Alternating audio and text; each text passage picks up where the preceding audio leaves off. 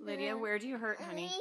This video is hard to watch. I can't show you.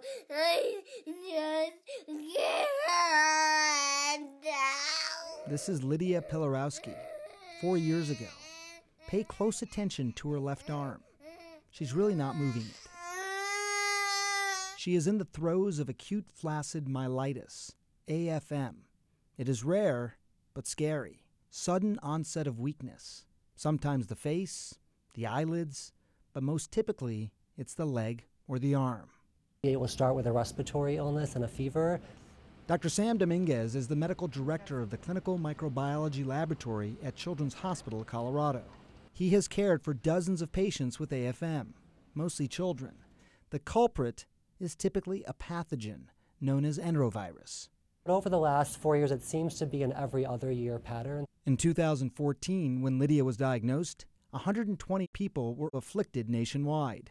Their stories frighteningly similar. We had this day, this beautiful August day, and she'd started coughing just a little bit before we went to the pool. We got in the car, and she started kind of whining, and I knew she had a fever.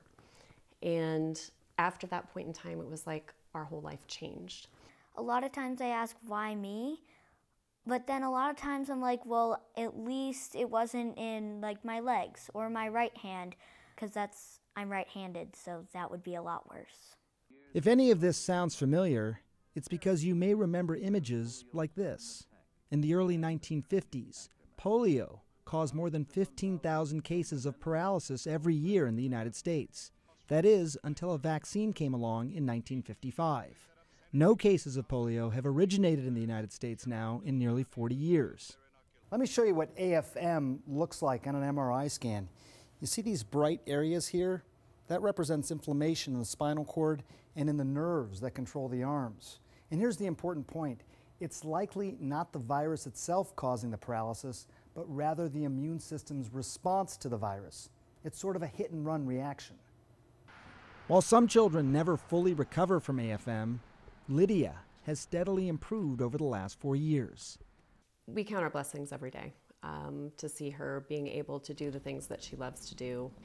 She really is just a normal kid. And again, I want to emphasize that what you just saw there is rare. It's an important point. We're not trying to frighten people.